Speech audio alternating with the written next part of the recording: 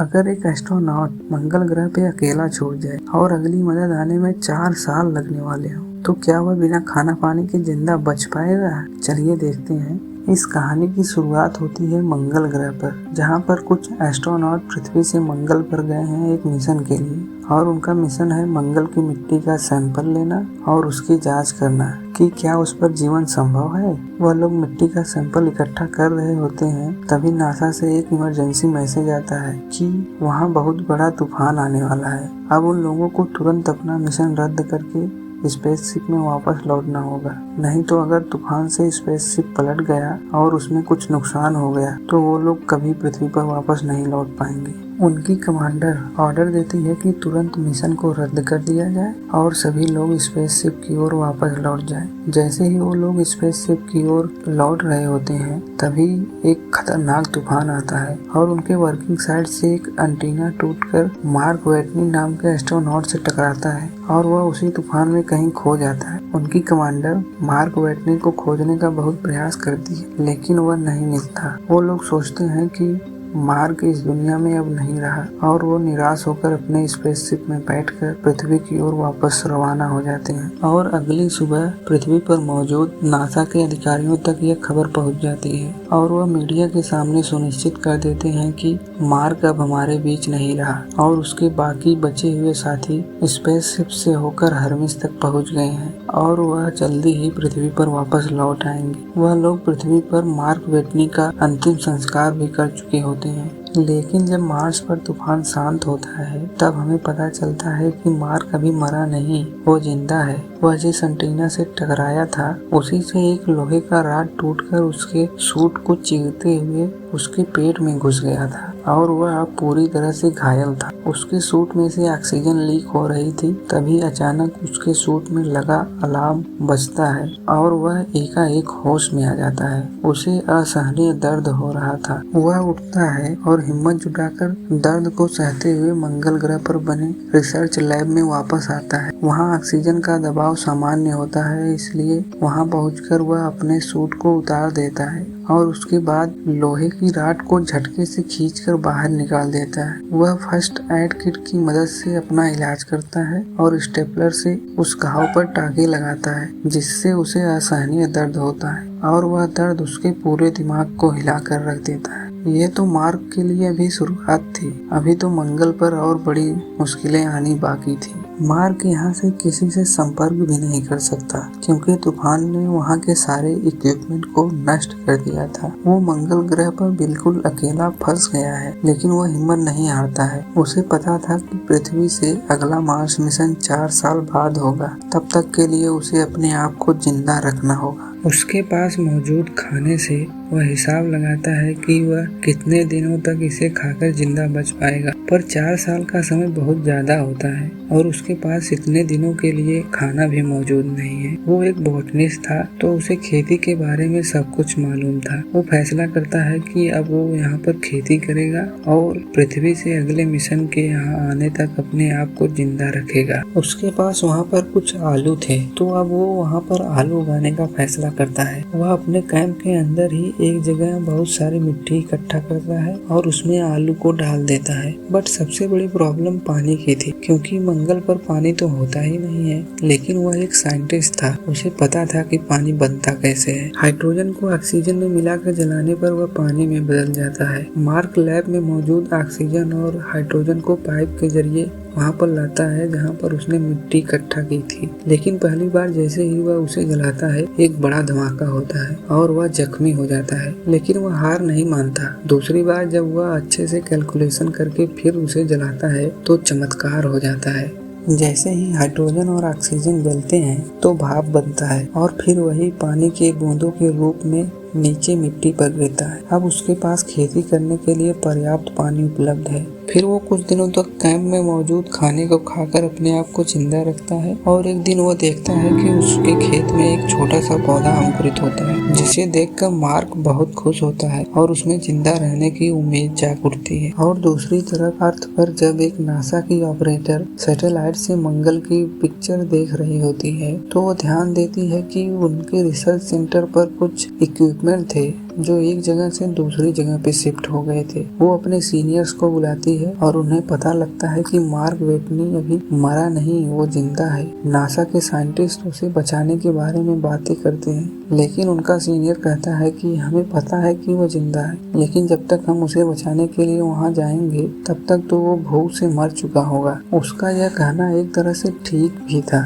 क्योंकि मंगल पृथ्वी से बहुत दूर है और वहां तक पहुंचने में कई महीने लग जाते हैं, और इतने लंबे समय के लिए मार्क के पास खाना भी नहीं है। अब मार्क को मंगल पर फंसे हुए पूरे 70 दिन हो चुके हैं। उसे पता है कि नासा का अगला मंगल मिशन 4 साल बाद लॉन्च होगा, और वो भी उसके कैंप से 3200 किलोमीटर दूर, और अपनी मदद के लिए उसे वहां पहुंचना होगा, और वहां पहुंचने में उसे कम से कम 50 दिन लग जाएंगे, क्योंकि उसके पास जो गाड़ी है उसे वह एक बार में 35 घंटे से ज्यादा नहीं चला सकता, क्योंकि उसके बाद उसके सोलर पैनल को रिचार्ज करना पड़ता है। और यहाँ पृथ्वी पर साइंटिस्ट उसके पास खाना और जरूरी सामान भेजने के लिए तैयारी कर रहे हैं। इस तैयारी में उन्हें 3 महीने लगेंगे, और जिस स्पेसशिप से वो मंगल पर उसके पास खाना भेजेंगे उसे वहाँ पहुँचने में लगभग 9 महीने लगेंगे, यानी कि पूरा 1 साल लग जाएगा। और तब तक के लिए मार्क को वहाँ जिंदा रहना पड़ेगा।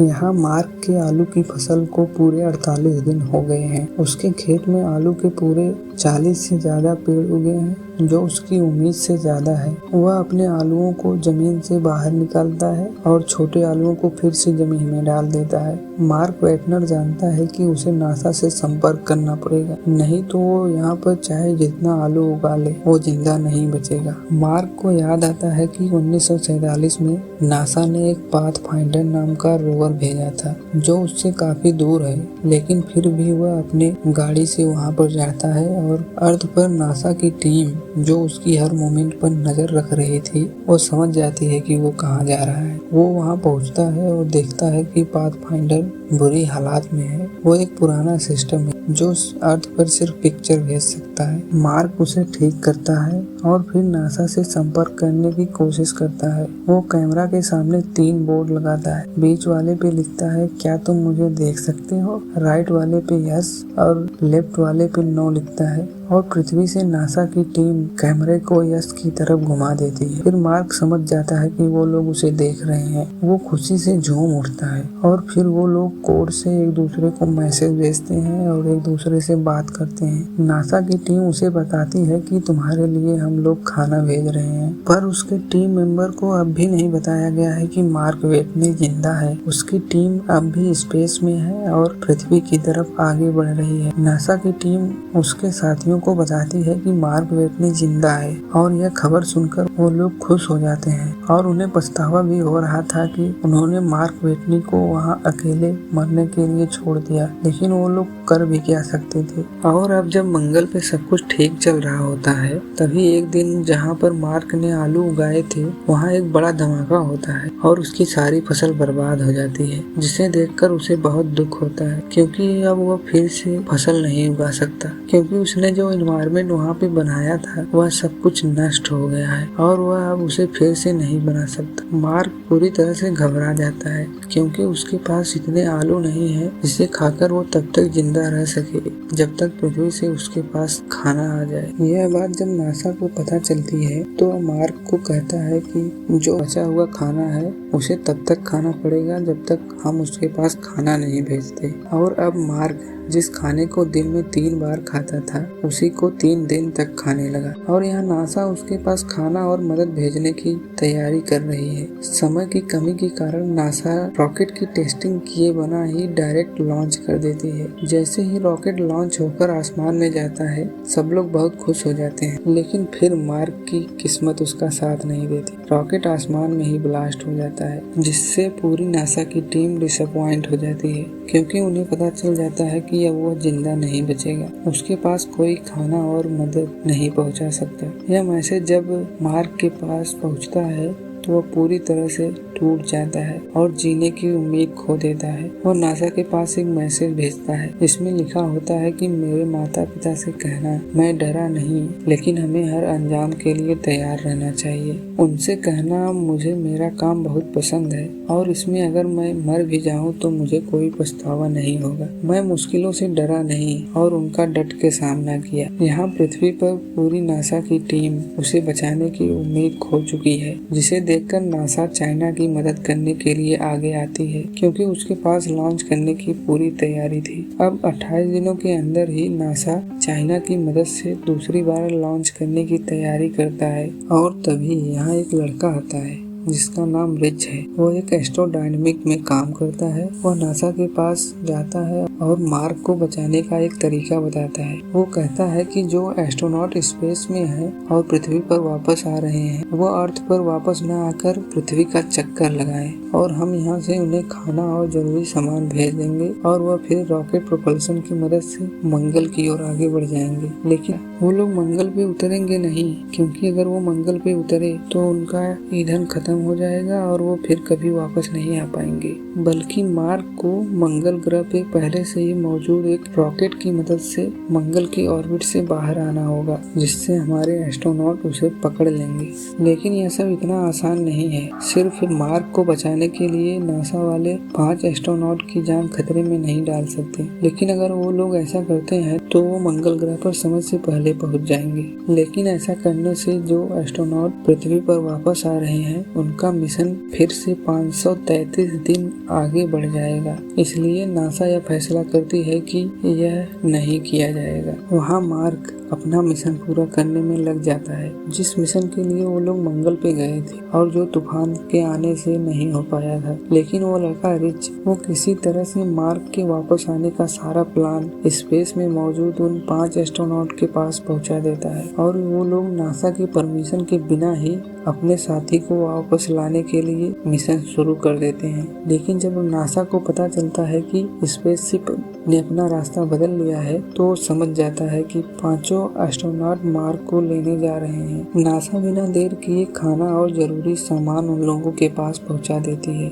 और इस काम में चाइना उनकी मदद करता है। और वहीं दूसरी तरफ मंगल पर मार्क उस रॉकेट की तरफ निकल पड़ता है जिस पर बैठकर वह मंगल के ऑर्बिट से बाहर आ जाएगा। पूरे 90 दिन के सफर के बाद वह उस रॉकेट के पास पहुंच जाता है। लेकिन यह इतना भी आसान नहीं था, क्योंकि उस रॉकेट का वजन बहुत ज्यादा होता है। इसलिए मार्क को उसके ज्यादातर पार्ट को बाहर निकालना पड़ता है ताकि वह आसानी से उड़कर मंगल के ऑर्बिट से बाहर आ सके और वह अपने दोस्तों से मिल सके जो उसे लेने आ रहे हैं। इसलिए मार्क उस रॉकेट से पूरे 5000 किलो का वेट कम कर देता है और अब मार्क को उस रॉकेट में बैठकर मंगल के ऑर्बिट से बाहर जाना पड़ेगा, जो बहुत पुराना है और जिससे स्पेस में पहुंचना बहुत मुश्किल है। लेकिन मार्क को यह करना ही पड़ेगा, नहीं तो वो जिंदा नहीं बच पाएगा। इधर पूरी दुनिया की नजर इस मिशन पर है और अब मार्क टेक ऑफ करता है और उसका रॉकेट स्पेस की तरफ आगे बढ़ रहा है और वह धीरे धीरे स्पेस में पहुंच जाता है। दूसरी तरफ उसकी टीम के 5 एस्ट्रोनॉट जो उसे लेने आ रहे हैं वो रेडियो से उससे संपर्क करने की कोशिश करते हैं,